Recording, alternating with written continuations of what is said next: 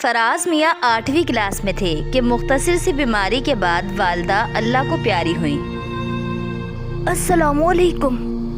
وعلیکم السلام۔ وعلیکم السلام۔ آ گیا میرا بیٹا؟ ماما میں پوری کلاس میں فرسٹ آیا ہوں۔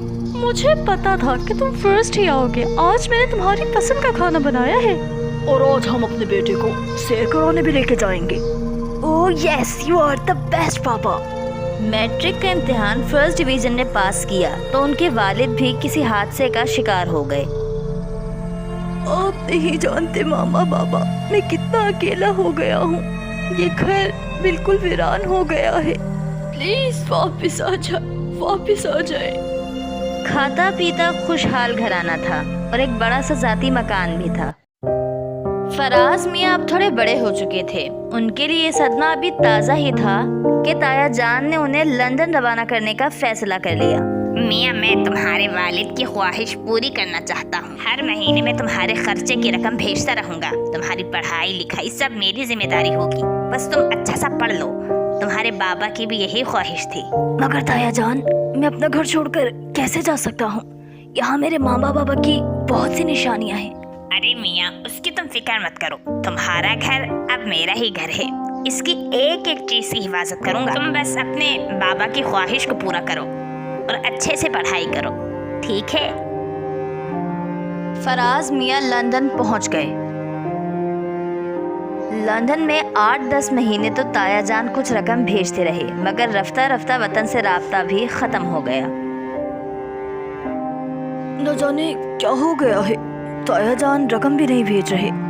اب میں کیسے کروں گا سب کچھ؟ میری فیسیں، ہاسٹل کا کرایہ، کھانا پینا، کیسے ہوگا سب کچھ؟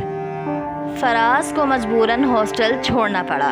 تعلیم میں رکاوٹ پڑتی نظر آئی تو ایک فیکٹری میں ملازمت کر لی۔ فراز میاں بڑے محنتی تھے اور بہت محنت سے کام کرتے تھے۔ فیکٹری کے مالک کو ان کی یہ محنت اور لگن بہت پسند آئی۔ فراز، کم ہیئر۔ یس سر۔ فراز، میں نے دیکھا ہے آپ بہت محنت اور لگن سے کام کرتے ہیں۔ آپ کو رہنے کا مسئلہ ہے نا؟ ہماری فیکٹری کے پیچھے گودام کے برابر میں چھوٹا سا کمرہ ہے، وہ آپ لے لیجیے۔ آپ کا بہت شکریہ سر، بہت شکریہ۔ شکریہ کی کوئی بات نہیں، اللہ کے دیے میں سے ہی دے رہے ہیں، اپنے پاس سے تو کوئی کچھ نہیں دے سکتا۔ فراز میاں دوپہر کا کھانا فیکٹری کی کینٹین میں کھاتے۔ ناشتے اور رات کے کھانے کے لیے ایک سستا اور معمولی سا ہوٹل قریب ہی تھا۔ ہوٹل کا مالک مسلمان تھا۔ اسی طرح جیسے تیسے پڑھائی بھی جاری رہی۔ ہوٹل کا ایک نوکر کریم الدین فراز میاں کی ہمت کی تعریف کرتا تھا۔ تمہاری ہمت قابل ستائش ہے بیٹا جی۔ آپ کا بہت شکریہ بابا جی، تم بہت کامیاب ہوگے انشاءاللہ، بہت کامیاب انشاءاللہ بابا جی، انشاءاللہ۔ پھر کچھ مدت کے بعد پتہ چلا میں بھی پاکستان سے ہی ہوں۔ یہ جان کر بہت خوشی ہوئی بابا۔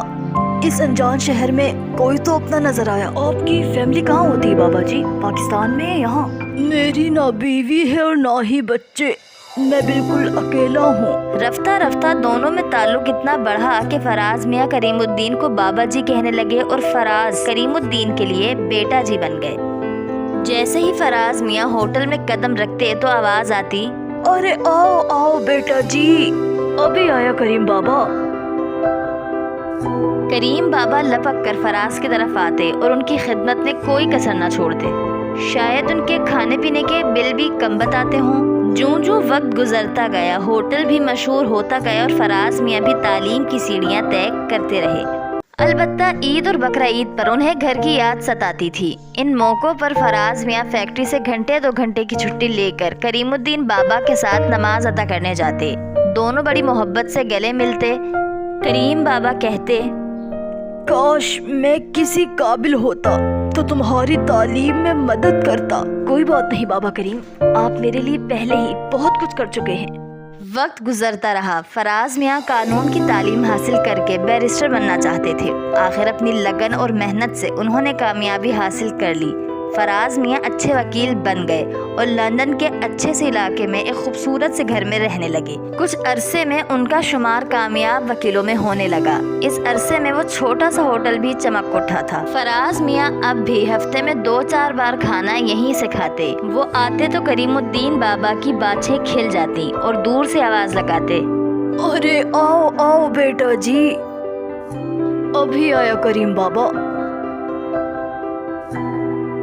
تمہیں اس مقام تک دیکھنے کے لیے میری آنکھیں ترس گئی تھی بیٹے۔ میں نے بہت دعائیں کی ہے تمہارے لیے۔ اللہ کا جتنا شکر ادا کروں کم ہے کہ اس نے مجھے یہ دن دکھائے۔ کبھی کبھار فراز میاں کے ساتھ ان کے کچھ دوست بھی آتے۔ ارے آؤ آؤ بیٹا جی۔ جب فراز میاں کے دوست ان کے ساتھ ہوتے تو انہیں کریم الدین بابا کا اس طرح آواز لگانا برا لگتا، کہیں ان کے دوست یہ نہ سمجھے کہ فراز میاں کی ان سے کوئی رشتہ داری ہے۔ کس کی کال ہے؟ تمہیں تو پتہ ہے یار، ان بیگمات کی کتنی خواہشیں ہوتی ہیں، ایک فرمائش پوری کرو تو دوسری تیار ہو جاتی ہے۔ چلو اب چل کے کچھ کھا لیتے ہیں۔ یار میں ذرا واش روم سے آتا ہوں۔ ٹھیک ہے۔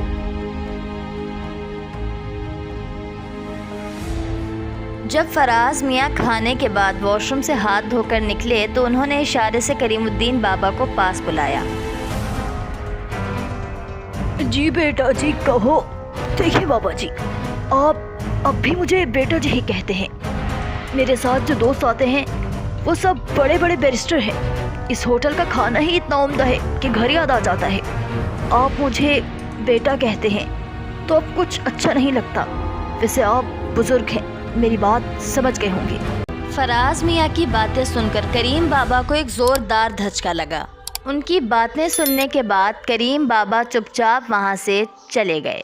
اگلی بار جب فراز میاں اپنے دوستوں کو لے کر اس ہوٹل میں آئے تو بیٹا جی کی آواز نہیں سنائی دی، مگر کریم بابا فوراً سر جھکائے آئے اور بولے، فرمائیے حضور، آج آپ کیا پسند فرمائیں گے؟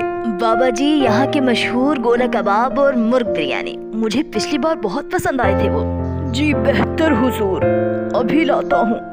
کریم الدین بابا نے فراز میاں سے آنکھیں نہیں ملائی اور چپ چاپ آرڈر لے کر چل دیے۔ جب فراز میاں واش روم سے ہاتھ دھو کر باہر آئے تو انہوں نے بابا کریم کو وہاں سے گزرتے دیکھا۔ کریم بابا جی کہیے حضور۔ بابا آج تو آپ بہت زیادہ خاموش اور اداس نظر آ رہے ہیں، خیریت تو ہے؟ اللہ کا شکر ہے سرکار۔ فراز نے کہا، بابا کیا میری بات بری لگی؟ نہیں سرکار، وطن سے خط آیا ہے کہ میرے بیٹے کا انتقال ہو گیا ہے۔ ہائے میرا جوان بیٹا مر گیا ہے۔ مگر بابا آپ نے تو بتایا تھا کہ وطن میں آپ کا کوئی نہیں۔ کریم بابا کی آنکھوں سے 2-4 آنسو ٹپکے۔ انہوں نے اپنے آنسو صاف کیے اور منہ پھیر کر جانے لگے۔ فراز نے ان کا شانہ پکڑ کر روکا اور بولا، بابا آپ میری باتوں کو غلط سمجھ بیٹھے، دنیا داری بھی کرنی پڑتی ہے۔ آپ آج اور ابھی اس ہوٹل کو چھوڑ دیجیے اور کل سے میرے گھر میں میرے بزرگ بن کر رہیے۔ میری زندگی میں والد کی کمی بھی پوری ہو جائے گی۔ آپ سے کس نے کہا کہ آپ کا بیٹا مر گیا ہے؟ اب آپ عمر بھر میرے پاس رہیں گے۔ میرا بیٹا۔ پھر فراز میاں اور ان کے بابا ایک ساتھ ہنسی خوشی زندگی گزارنے لگے۔ تو اپنے گھر میں موجود بزرگوں کی قدر کیجیے اور ان کی خدمت کیجیے۔ یقین کیجیے ان کی دعائیں آپ کا نصیب بدلنے کی طاقت رکھتی ہیں۔ اور ہاں، وقت کتنا بھی اچھا ہو جائے، انسان کو اپنی اوقات ہمیشہ یاد رکھنی چاہیے، کیونکہ انسان کی حقیقت صرف مٹی ہے اور کچھ بھی نہیں۔